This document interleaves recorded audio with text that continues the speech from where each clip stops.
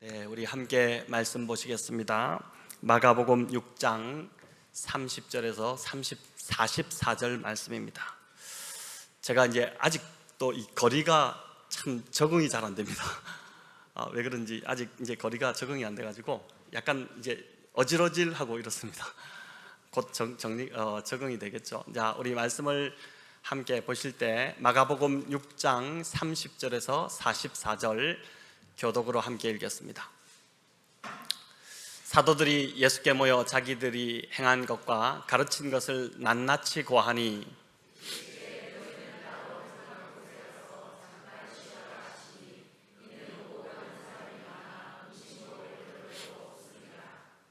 이에 배를 타고 따로 한적한 곳에 갈새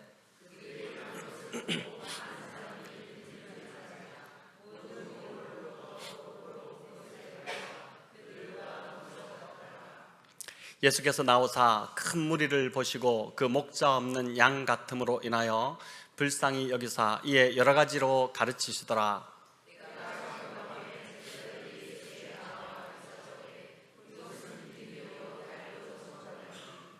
무리를 보내어 두루 촌과 마을로 가서 무엇을 사 먹게 하옵소서.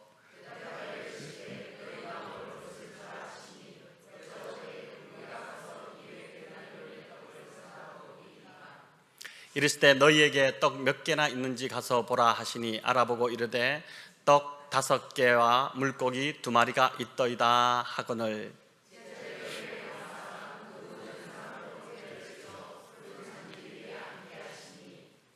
때로 100명씩 또는 50명씩 앉은지라.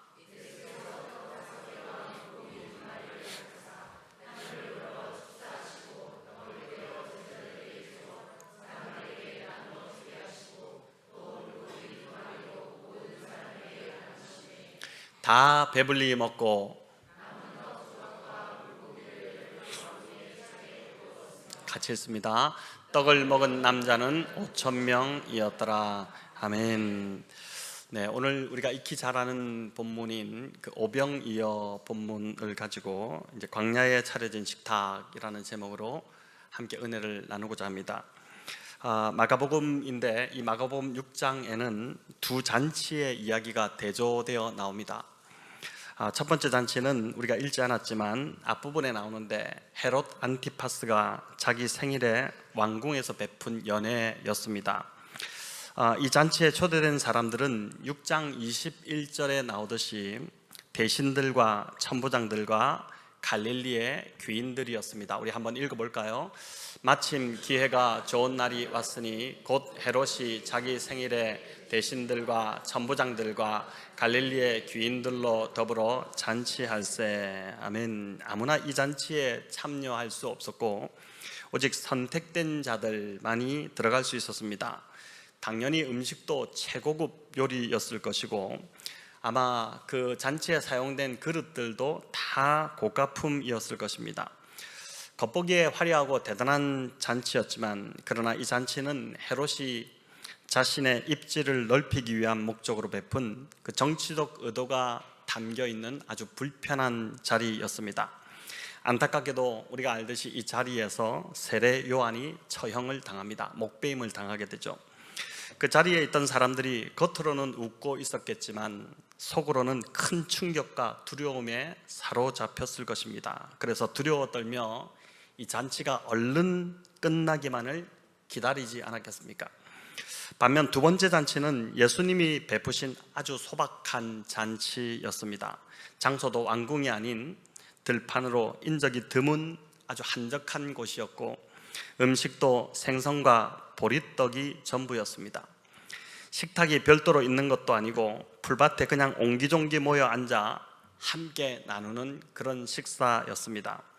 하지만 이 잔치는 기쁨이 넘쳤고 은혜가 있었고 잔치가 끝나고 집에 돌아가는 것이 너무 아쉬운 그런 잔치였습니다. 또 이 잔치는 누구나 원하는 사람이면 다 참석할 수 있었습니다. 33절에 보면 모든 고을로부터 사람들이 달려왔다라고 되어 있습니다. 자기 입속만 차리고 생명을 빼앗는, 생명을 죽이는 그 헤롯의 연회와는 전혀 다르게 어떤 의도나 속내가 없이 참석한 자들의 필요가 우선이 되는 자리, 오직 무리를 불쌍히 여기시는 예수님으로 인해 공짜로 베풀어진 그 기쁨의 잔치가 바로 주님이 베푸신 광야의 식탁이었습니다. 우리도 어떤 사람이 만나자고 할 때 어떤 꿍꿍이나 의도를 가지고 접근하면 불편하고 만나고 싶지 않지 않습니까? 그러나 진심으로 우리를 생각해주고 좋아해주는 자들을 만나면 모임이 편하고 관계를 계속 맺고 싶어집니다. 더 만나고 싶어지고 그렇죠. 저는 성도님들이 기도해 주셔서 저희 가족은 4박 5일간의 그 일본 일정을 참 은혜롭게 잘 마쳤습니다. 지난 주일에 그 교토 메구미 교회에서 설교를 하고 성도님들과 식사 교제를 나누었는데 참 편하고 따뜻한 시간이었습니다. 비교적 나이 드신 분들이 많으셨는데 얼마나 따뜻하게 대해 주시는지 저와 아내가 참 많은 격려를 받았습니다. 오늘 본문에 주님이 베푸신 그 광야의 식탁이 바로 이런 자리가 아니었을까라는 생각을 설교를 준비하면서 또 한번 생각하게 되었습니다. 사진을 몇 장 제가 준비했는데 보여주시기 바랍니다. 자, 이게 이제 주일날 제가 설교를 하고 시편 23편으로 말씀을 전했는데 우리 이제 옆에서 통역하시는 선교사님이 저 아내의 이제 제자 되는 한국 분입니다. 일본에서 이제 신학교를 나오셔서 지금 이제 목사가 되셨고 일본인 목사 남편과 함께 이제 여기서 사역을 하고 있습니다. 다음 사진을 한번 보여주시면, 네, 교회가 아주 조그맣니다. 작죠. 저희 교회 소예배실 뭐 한 반 정도밖에 안 되는 그런 참 크기입니다. 일본이 다 이렇게 조그만 교회들이라고 이제 그렇게 알고 있는데, 근데 여기에 이제 2층에 다락방 같은 똑같은 장소가 하나 더 있습니다. 거기에는 이제 화면으로 이런 장소인데 지금 이제 예배가 마치고 어린이들 주일학교 같이 이렇게 모여서 하고 있는데 여기서 저 앞에 조그만 TV로 또 성도들이 1층 규모 정도가 앉아서 예배를 드렸습니다. 그날 한 20분 넘게 좀 아이들과 다 이렇게 오셔서 예배를 참 드렸는데 저희가 이제 10월에 단기 선교로 올 예정이다 이렇게 했더니 메구미 교회 이 성도님들이 꼭 다시 만나자, 꼭 오시라 막 그렇게 인사를 하며 헤어지셨습니다.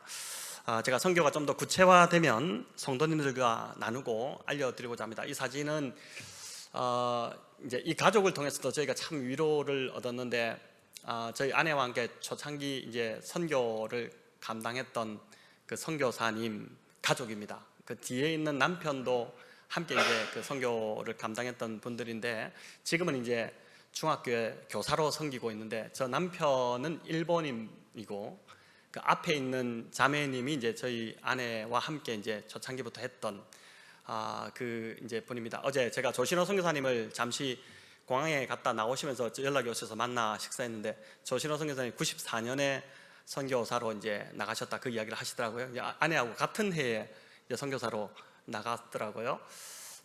저 일본인 분이 가츠미상이라고 하는데 저분을 저희 아내가 거의 지금 한 20년 가까이 이제 된 것 같습니다. 그렇게 그 시간이 지나서 이제 처음 만난 겁니다.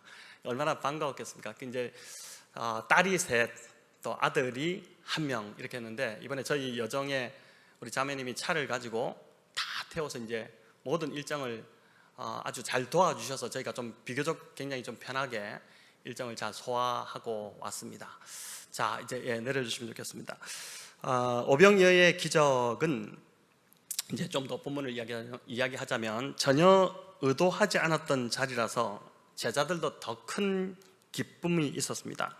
30절에 보면 예수님이 제자들과 함께 벳세다 들녘으로 가신 이유가 나오는데 주님이 이런 오병이어의 기적을 계획하고 가시지 않았습니다.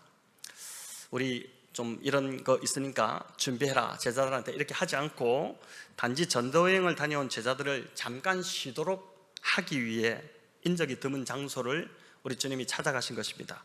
6장 7절에 보면 예수님께서 제자들을 둘씩 짝지어 각 마을로 전도를 보내셨다 이렇게 나오는데 그동안 예수님께 배운 것을 가지고 현장 실습을 하도록 하신 것입니다. 그 결과가 6장 12절 13절에 나오는데 우리 같이 한번 읽어보겠습니다.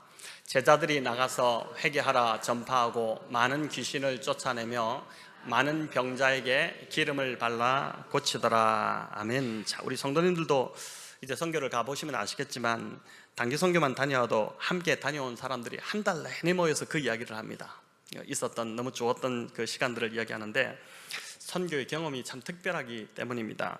하물며 이 제자들은 지금 귀신을 쫓아내고 또 병자를 고치는 기적을 경험했으니 이 대단히 흥분되는 경험이지 않겠습니까? 30절을 우리 한번 보십시오. 30절 보여주시면 사도들이 예수께 모여 자기들이 행한 것과 가르친 것을 낱낱이 고하니 계속 이제 말하고 싶은 겁니다. 이런 일이 있었다, 이런 기적이 있었다, 하나님이 이런 놀라운 일을 행하셨다, 이렇게 한 것이죠. 여기 보면 이제 제자들이 6팀으로 흩어졌다. 둘씩 짝지어서 12이니까 다시 모이지 않았습니까? 팀들이 서로 막 경쟁하듯이 우리가 더 참 은혜로웠다, 우리가 더 기적적인 일들이 많았다, 이렇게 이제 막 이야기하고 있는데 주님이 그 말을 끊으시듯이 그냥 한적한 곳으로 가자, 이렇게 이제 하셨습니다. 제자들 그 말 좋지만은 너희가 지금은 좀 쉬어야 될 때다, 얼마나 고생하고 왔느냐, 좀 쉬자, 이렇게 한 것입니다. 그래서 원어로 이 구절을 보면 나와 함께 한적한 곳으로 가서 잠시 쉬자, 이런 뜻이 담겨 있습니다. 자, 이는 제자들의 육체적 정신적 쉼이 필요하다는 뜻도 되고, 더 나아가 제자들이 주님이 명하신 전도 사역을 감당하는 것도 중요하지만 그것보다 주님과 함께 머무는 것이 더 우선이라는 것입니다. 마태복음 11장 28절에도 보면 수고하고 무거운 짐진 자들아 다 내게로 오라, 내가 너희를 쉬게 하리라, 이렇게 주님이 말씀하셨는데 이 말씀대로 진짜 안식은 예수님과 함께 있는 것이 안식인 줄을 믿습니다. 성도님들, 매일매일 말씀을 묵상하고 기도하는 그 시간이 저와 우리 성도님들에게 그 숙제의 시간이 아니라 진정한 안식의 시간임을 경험하는 은혜가 있기를 바랍니다. 제가 보니까 힘들었지만 저도 그렇고 우리 성도님들도 코로나 시기에 주님 앞에 더 많이 머물지 않았나, 이런 생각이 듭니다. 성경도 보니까 그때 더 좀 깊이 더 많이 읽었고 묵상도 더 많이 했습니다. 근데 요즘 어떠신 것 같습니까? 그때는 사람도 만날 수 없고 예배도 제대로 드릴 수 없으니까 이제 그만큼 더 갈급함이 컸는데 오히려 지나고 보니까 참 그게 더 은혜였구나, 이런 생각이 듭니다. 그때 제가 아는 한 목사님이 SNS에 올린 글이 하나 있었는데 참 그게 인상적이었습니다. 한번 띄워봐 주시기 바랍니다. 같이 한번 읽어볼까요? 요즘과 같이 형제 자매들과 함께 하지 못하는 시간이 하나님 앞에 홀로 있는 영성을 점검 좋은 기회이다. 본 해퍼가 말했듯이 하나님 앞에 홀로 있지 못하는 사람은 교제의 삶을 조심해야 한다. 하나님과 깊은 연합과 교제를 누리지 못하는 사람은 함께 모여도 전달할 선한 것이 없다. 오히려 공동체를 세속과 죄의 바이러스로 감염시키기 쉽다. 함께 모였을 때 우리에게 무엇이 흘러나오는지는 하나님 앞에 홀로 있는 삶이 어떠한지로 결정된다. 서로에게 영적인 감화력을 미치는 삶은 골방에서 하나님 앞에 홀로 앉아 잠잠히 자신을 돌아봄으로 시작된다. 여러분 참 공감이 되지 않습니까? 보네퍼의 이 말대로 성도와 공동체, 우리가 서로가 서로를 만나서 선한 영향력을 흘려보내야 되는데, 그렇게 하려면 내가 먼저 주님 앞에 더 깊이, 더 많이, 더 오래 머물러야 한다는 것이죠. 그런 시간이 없이 만난다면 참 그냥 한담만 하게 되고 세상 이야기 하게 되고 세상같이 나누다가 서로 좋지 않은 것을 흘려보내고 세속과 죄를 이 말대로 감염시킬 뿐이라는 것입니다. 하나님 말씀 앞에서 우리 성도님들 더 오래 더 깊이 머무시기를 바랍니다. 살펴본 대로 예수님과 제자들이 벳세다로 가신 이유는 무리를 피해 잠시 쉼을 갖기 위해서였습니다. 오병이어의 기적을 미리 계획하고 가신 것이 아니었습니다. 그런데 그것에 도착해보니 어떻게 알고 많은 무리들이 이미 먼저 와서 기다리고 있었습니다. 이들 대부분은 아마 기적을 바라고 나온 자들이었을 것입니다. 병을 고쳐주시기를 바라거나 또는 귀신을 쫓아주기를 바라고 나온 자들이었겠죠. 하지만 주님은 34절에 보니 이런 기적을 베풀기보다는 오히려 가르치는 일에 집중하셨습니다. 그러니까 하나님의 말씀을 그들에게 가르친 것입니다. 이 무리들의 진짜 필요를 보신 것입니다. 모인 무리들의 진짜 문제는 먹는 문제도 또 경제 문제도 아닌 영적 문제였다는 것을 보신 것이죠.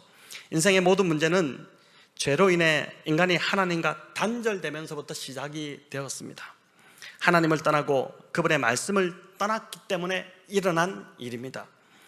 주님이 무리들의 진짜 필요를 채워주시니까 무리들은 주님의 말씀을 들을수록 그 내면이 채워졌을 것이고 하나님의 사랑이 깨달아지고 마음의 평강이 찾아오기 시작한 것입니다. 여러분, 이것보다 더 좋은 것 없습니다. 그 어떤 것 주는 것보다 정말 하나님이 나를 사랑하신다는 것이 깊이 깨달아지고 말씀이 달달하게 들려오기 시작할 때 그 가장 참 기쁨을 맛보게 되는 것이죠. 일찍이 아모스 선지자는 이스라엘의 이런 근원적인 문제를 아모스서 8장 11절에서 이렇게 지적을 했습니다. 우리 같이 한번 읽어보겠습니다. 주 여호와의 말씀이니라. 보라, 날이 이를지라. 내가 기근을 땅에 보내리니 양식이 없어 주림이 아니며 물이 없어 가람이 아니요 여호와의 말씀을 듣지 못한 기갈이라.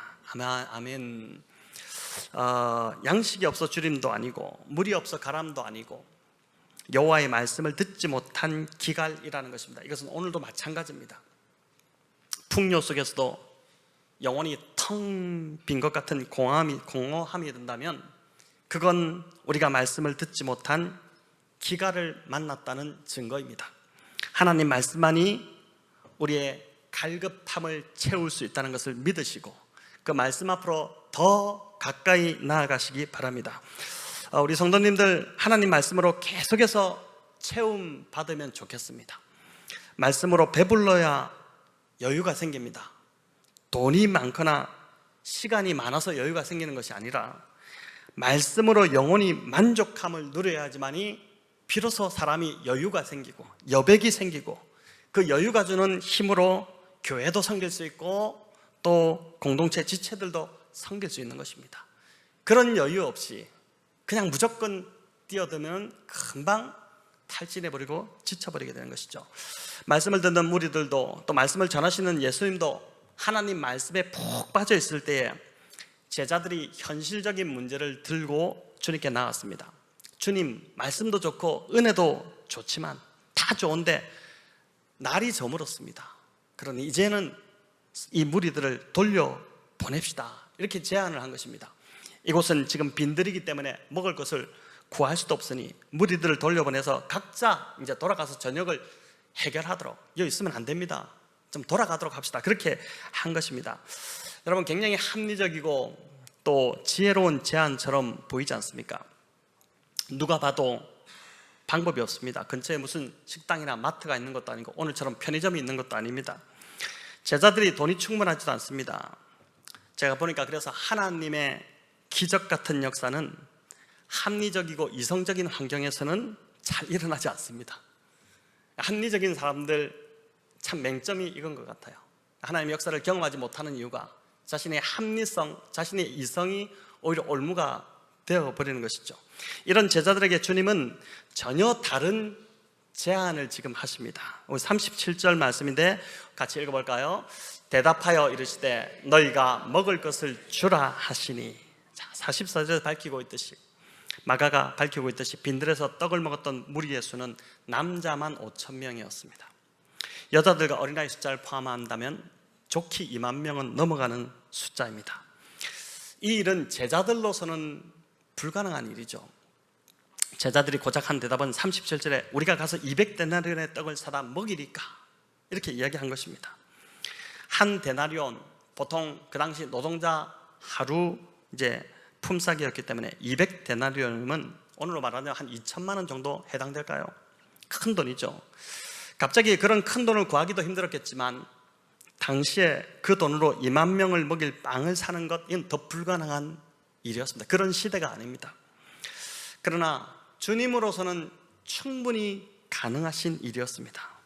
주님은 제자들이 가져온 떡 5개와 물고기 2마리를 가지고 하늘을 우러러 축복 기도를 들이신 후에 떡을 떼어 제자들에게 나누어 주셨습니다.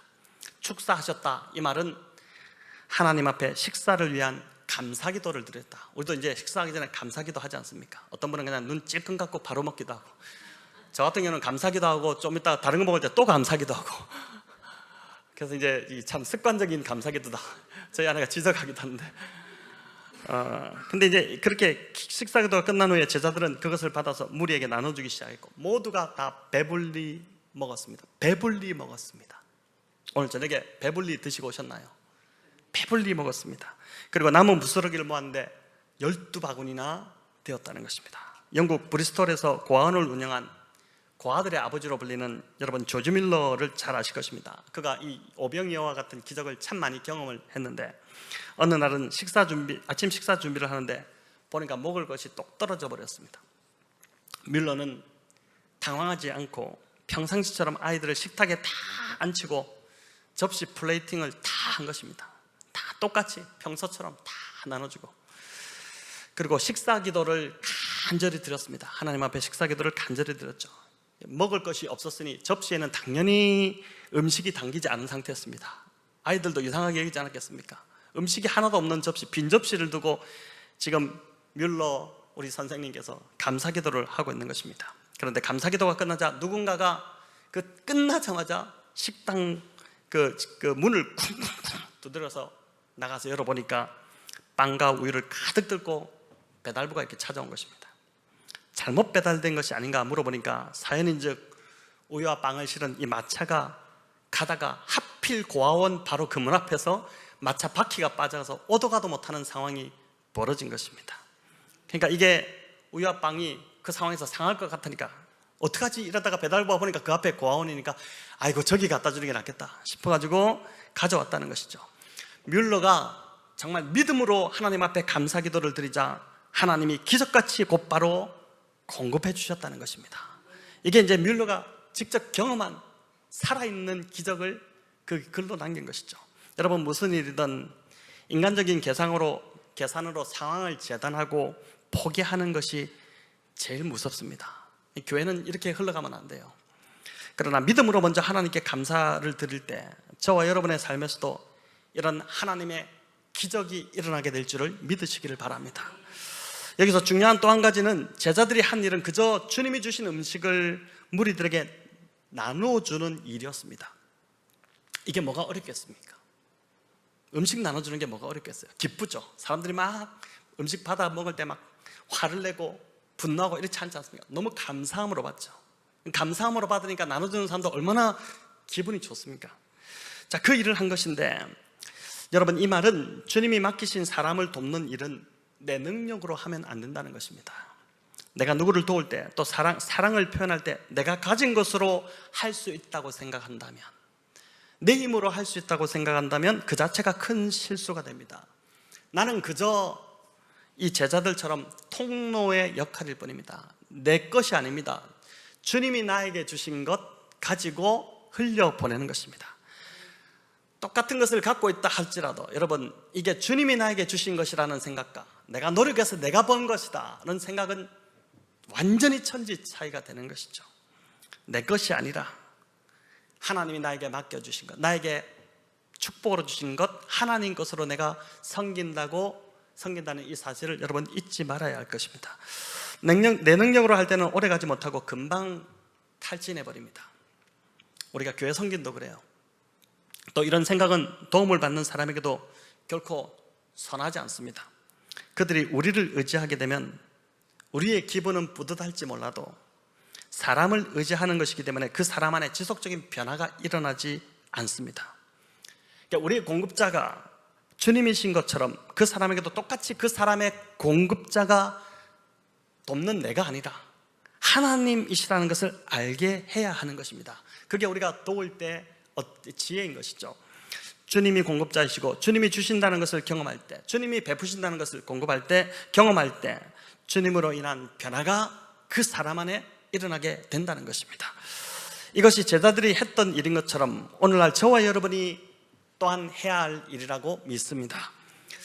본문에서 또 하나 볼 것은 주님이 아무것도 없는 것에서 기적을 일으키지 않으셨다는 것입니다.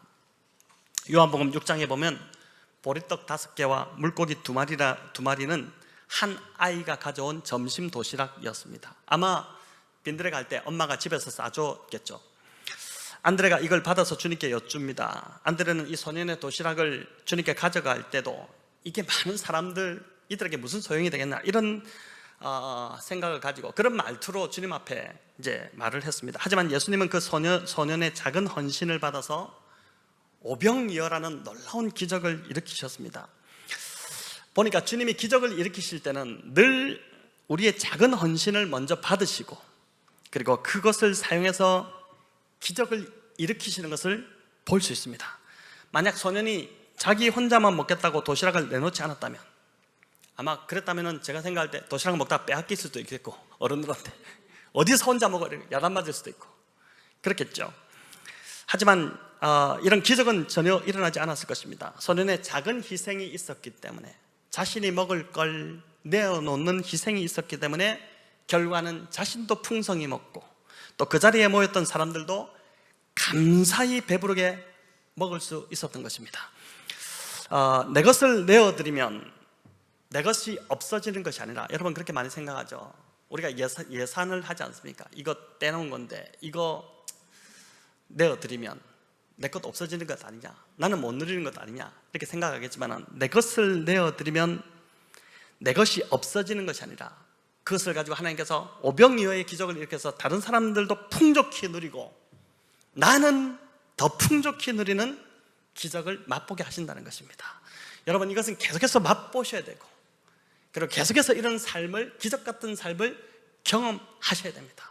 이제 우리가 목자들 책에서 지금 내 신을 벗어라, 권리 포기에 대한 이야기거든요. 그 이야기로 계속해서 우리가 이제 같이 함께 배우게 되겠지만은, 정말 포기함으로 주어지는 하나님의 승리, 하나님의 기적 같은 역사, 그것이 무엇인지를 저는 우리 성도님들이 계속해서 알아가기를 간절히 바랍니다.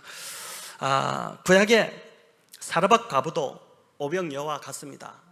오병이어의 구약 이야기를 꺼내자면은 당연히 사르밧 과부의 얘기를 우리가 꼽을 수 있겠죠. 열왕기상 17장에 나오는 이야기인데, 그녀가 마지막 남은 밀가루 한 움큼과 병에 있는 기름 조금을 하나님의 그 선지자 말에 순종해서 드렸을 때 어떤 일이 벌어집니까? 그거 먹고 죽으려고 그랬잖아요.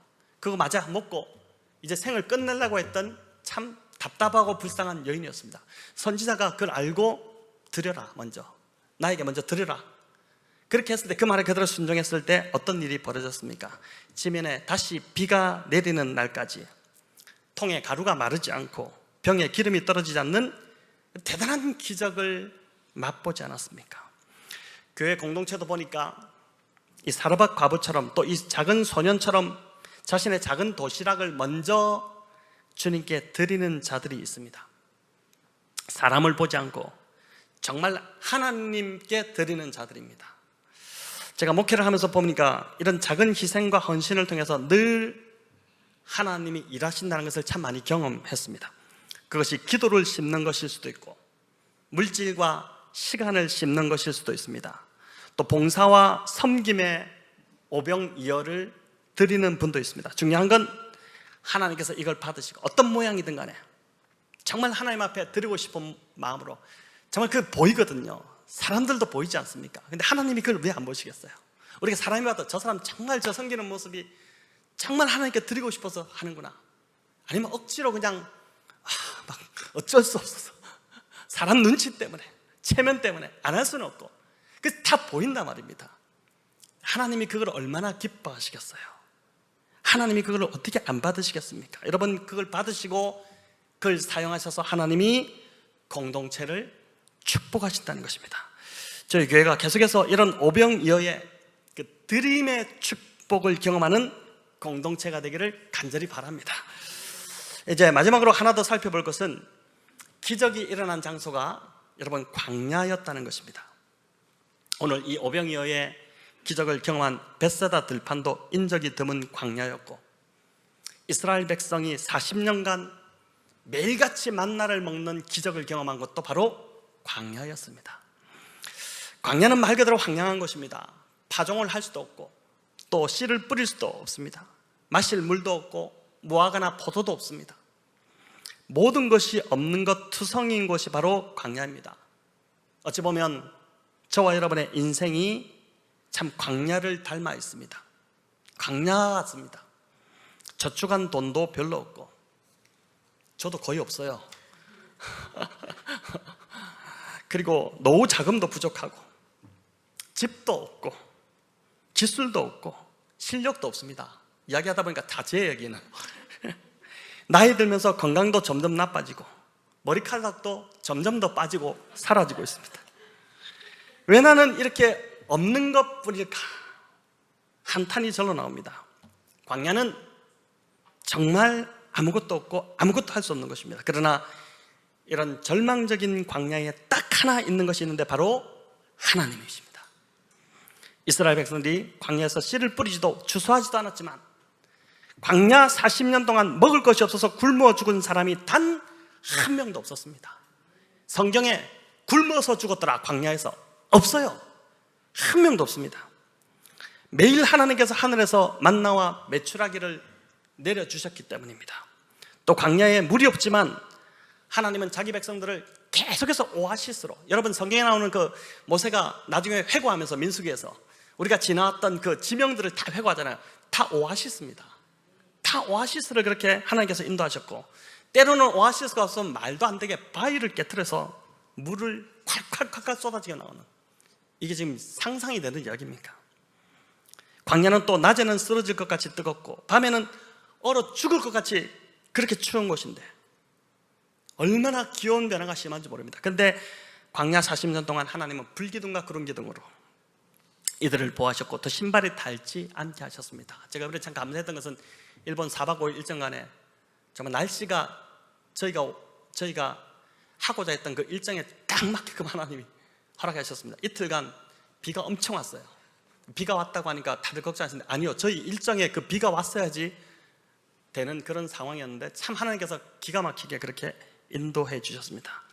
저와 여러분 광야 인생길 걸어오면서 우리가 깨닫지 못했지만 하나님 아버지께서는 동일하게 이런저런 기적을 베푸셔서 저와 여러분을 여기까지 인도해 오셨다고 믿습니다.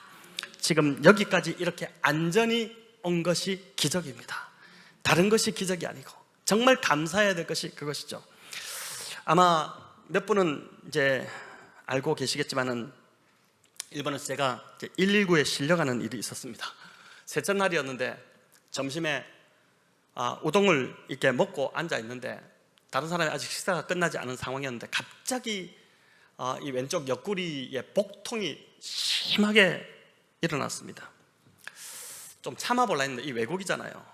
병원 가면 돈이 엄청 많이 나온다 이것도 알고 있기 때문에 참아보려고 했는데 이 참지 못할 통증이 이제 오는데 막 사람이 그냥 엉엉엉엉 소리 내서 막 울음이 나오기 시작하고 제가 119 불러달라고 못 참겠다고 그래서 이제 119를 불렀는데 그 과정에서 다시 한번 저희 가정은 하나님의 정말 큰 은혜를 경험을 했습니다.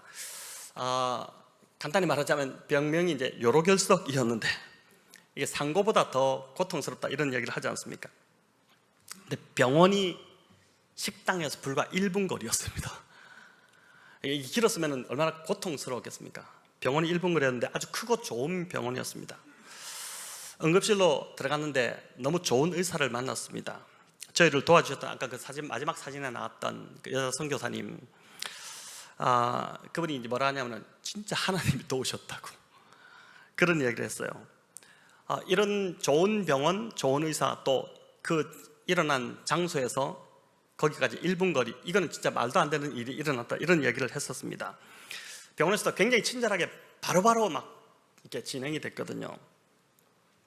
만약에 저희가 교토에 이제 가게 되면은 선교를 가게 되면 교토 지역을 좀 돌아볼 곳을 좀 미리 이렇게 답사차 돌아보고 있었는데 만약 거기서 이게 왔었으면은 응급차가 들어오지도 못할 정도로 사람이 많았거든요. 굉장히 좀 힘들었을 것 같다는 생각이 들고 또 이제 만약에 비행기 안에서 터졌다면 어떻게 되겠습니까? 저는 굉장히 생각해보면 진짜 감사할 일이다. 뭐 그렇게 심각하게 안 들으셔도 됩니다. 편하게 들으셔도 됩니다. 이미 다 지난 일이고 그런 생각이 들었습니다. 본래 점심을 이제 교토에서 오사카로 넘어와서 식사를 하려고 했는데 제가 그때 자고 있었거든요, 차 안에서. 근데 갑자기 배고프다는 소리도 안 했는데 이분이 이렇게 틀더니 우동집이 있다고 여기서 먹고 가자 이렇게 해서 이제 그 말에 제가 깨서 들어가서 우동 먹고 그렇게 일이 일어난 것이었습니다. 그러니까 그것도 보니까 참 그분도 왜 내가 거기서 운전대를 틀었는지 모르겠다 이야기를 하고 있고, 또 돌이 보니까 위치가 신장에서 방광으로 내려오는 그 끝자락에 이렇게 있었는데, CT를 찍는 과정 중에 처음에 한번 찍었을 땐 그 끝자락에 있다가 그 다음에 찍으니까 방광으로 떨어져 버리는, 떨어지면서 통증이 그냥 해결이 돼버린 것입니다.